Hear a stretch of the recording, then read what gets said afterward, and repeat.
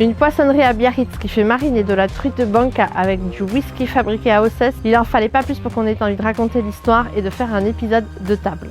Avec nous, on a embarqué Martin Isabal, le chef de la maison Ituria, et vous allez voir qu'il va mettre un sacré grain de poivre dans cette histoire. Et comme la maison Ituria et la famille Isabal figurent dans le dernier livre du chef Yves Candebord sur les potagers des cuisiniers, il nous a semblé évident de l'inviter à notre traditionnel repas de fin d'épisode. Table épisode 3, c'est parti, on vous embarque. Ça, c'est la cuisine que j'aime. Allez, on va manger à table. Voilà. C'est bon ça.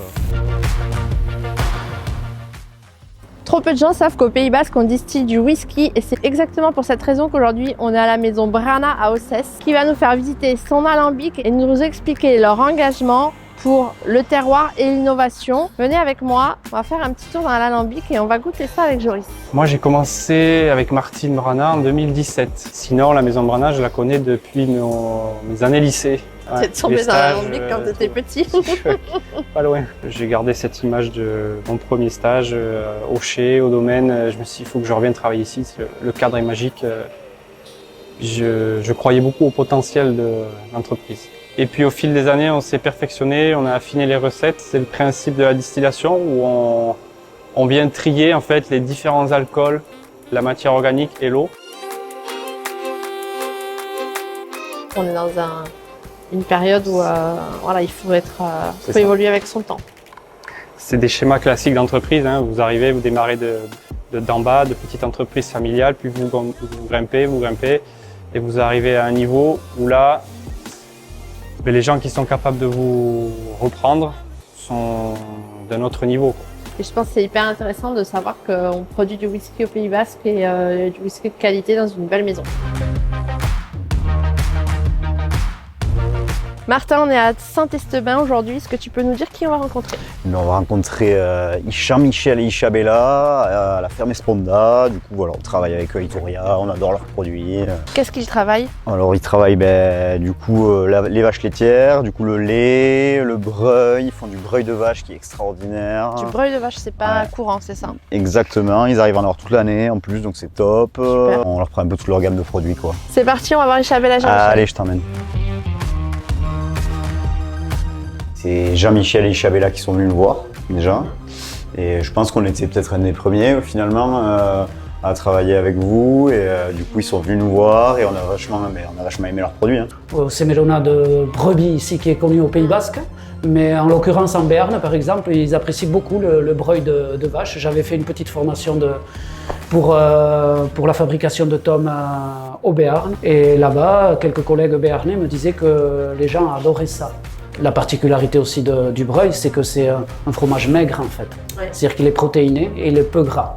Parce que le gras se trouve dans l'atome en fait. Il peut être en salé ou en sucré. Sur des recettes par exemple de gâteaux un peu légers, ça peut remplacer le fromage blanc. Avec ça, la truite ça va déchirer. Moi j'ai plein d'idées qui me viennent déjà donc... Mais on va se régaler, ça c'est sûr, on va se régaler.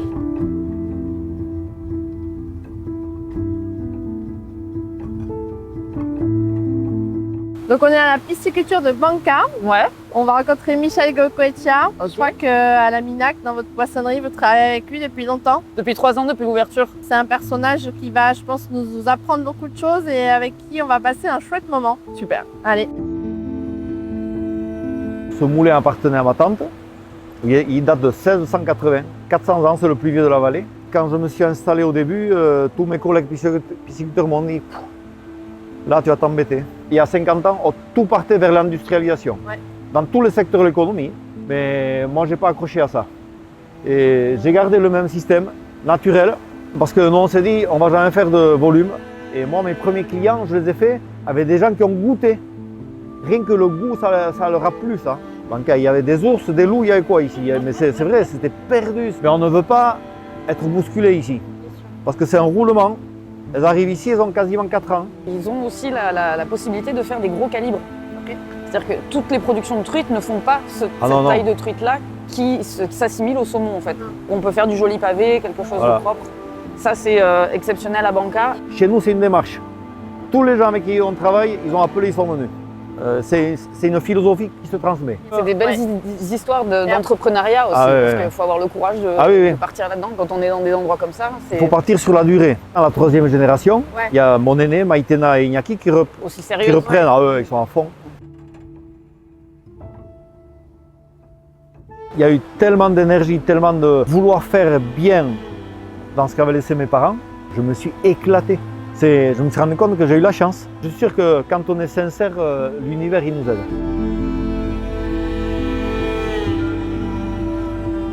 Le chef Martin Isabal nous attend dans son potager ici aujourd'hui. On est à Ainhoa, au cœur du Pays Basque, à la maison Ituria. Ça fait 50 ans que cette maison est étoilée, 4e génération en cuisine. Très très belle maison et cerise sur le gâteau, c'est une maison qui a un magnifique potager. Et aujourd'hui, nous sommes venus chercher du poivre. Qu'est-ce qu'on va faire avec ce poivre? On va mariner la truite avec le whisky de la maison Brana, le poivre légèrement torréfié et ensuite je le transformerai ce produit en gravlax. Incroyable. On va voir ce que Martin va nous trouver comme poivre. Le poivre Timut, il est là. Donc, tac, voilà. Donc là, il est frais. Malheureusement, vous n'avez pas encore l'odeur, mais le parfum est absolument divin. C'est hyper aromatique. C'est assez incroyable. Ouais. On a vraiment un vrai travail en parallèle avec le jardin. C'est notre ADN. C'est magnifique. La suite de cet épisode de table nous emmène au Val de Biarritz. Hier, nous étions à Banca. On a parlé truite. Aujourd'hui, on va voir comment, avec Sandy, elles transforment ce produit, ce qu'elles en font. Elle travaille la truite de Banca avec le whisky tourbé de la maison Brana. J'ai trouvé que c'était une idée absolument brillante de mêler ces deux terroirs. Et vous allez voir, avec ça, elles font un vrai petit bijou. Aujourd'hui, on a reçu les truites de Banca en direct ce matin. Et Sandy va nous lever les filets sur ces produits. Bah, tu vois, ce que j'aime beaucoup avec la truite de Banca, c'est qu'on va avoir cette chair qui est vraiment, elle est ferme, elle est belle et on n'a pas trop de stries de gras. Contrairement au saumon ou aux truites classiques, on est sur du poisson extrêmement local. Personnellement, je trouve ça encore meilleur que le saumon, quoi. Je vais essayer de garder le morceau le plus épais pour Elodie. Tac. Voilà. Et froid devant. On y va. Elodie! Le fameux poivre de chez Martin qu'on va torréfier légèrement pour développer les arômes. C'est toujours mieux sur les épices de légèrement torréfier. Donc le petit whisky tourbé de chez Brana. Donc là on va venir prendre le filet de truite, venir le poser légèrement dans le whisky pour faire mariner. Donc du coup on va laisser mariner ça pendant 24 heures et on va se retrouver avec tout le monde demain à table. Nous sommes à Ispour, en plein cœur du Pays Basque. La maison Brana nous a ouvert les portes de son chai. Comme à notre habitude dans chacun des épisodes de table, nous allons partager un repas avec tous les producteurs et les artisans de notre épisode. Ce sont les chefs Louis et Martin de la maison Ituria qui vont cuisiner pour nous. Allez, on va manger à table! Avec la complicité de la maison Maillard qui va nous mettre à disposition un brasero. Et comme dans chacun de nos épisodes, un invité va nous rejoindre pour partager ce repas. Et nous avons l'immense joie de recevoir Yves Candeborde à notre table.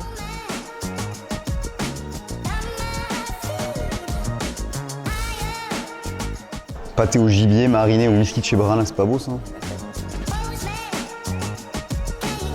Bon, ouais. Allez, boum. Pâté croûte, sauciflard, on y va.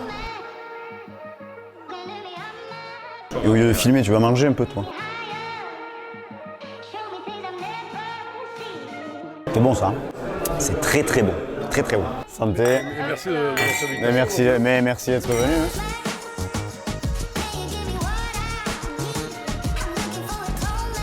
Petit pain au maïs, la truite marinée, du coup, whisky de chez Brana, avec notre poivre du jardin.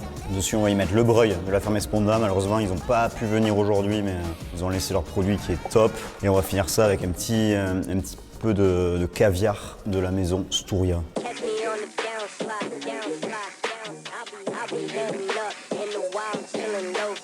On va utiliser un peu ce brasero, quoi. On va le remplir là, on va y mettre les chipirons, les oignons, les piments.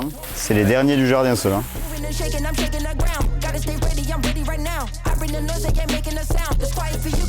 Comme ça.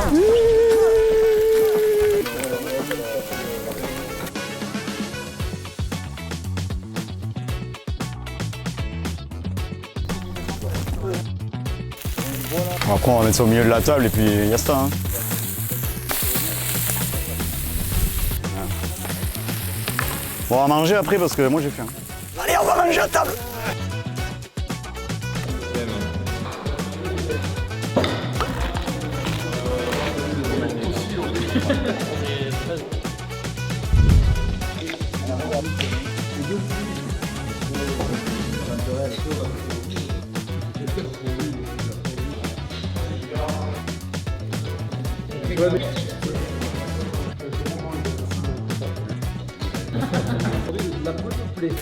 Le boudin champion du monde de la Bichincho à Cibourg 2024, réalisé par Bibi. Allez, on y va. Alors on a pris du lard un peu rance là, j'ai pris du gras de bardière, de cochon. Hein. On va faire griller le lard qui va flamber les Saint-Jacques.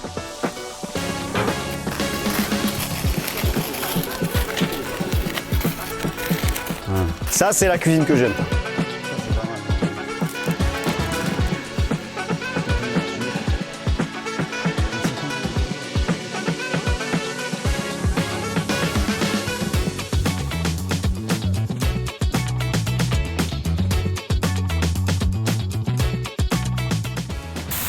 Voilà.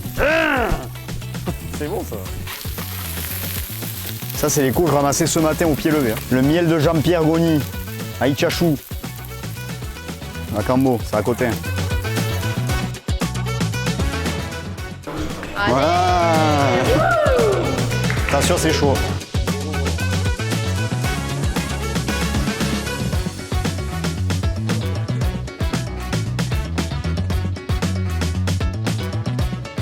Je suis allé chercher les poils de mon arrière-grand-mère au grenier.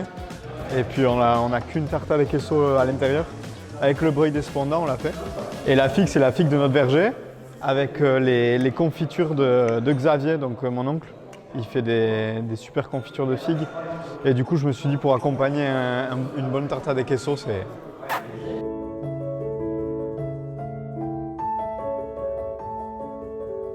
Ce qu'il ne faut pas toucher, c'est les valeurs, c'est la créativité, c'est le savoir-faire, enfin c'est certains savoir-faire de progrès, mais ce qu'on fait doit évoluer tout le temps. Bilan de cette petite journée, quoi. Le plus important, c'est que la joie et la bonne humeur est présente. Moi, je suis très content d'être revenu à la Maison Brana. Merci beaucoup de nous avoir reçus.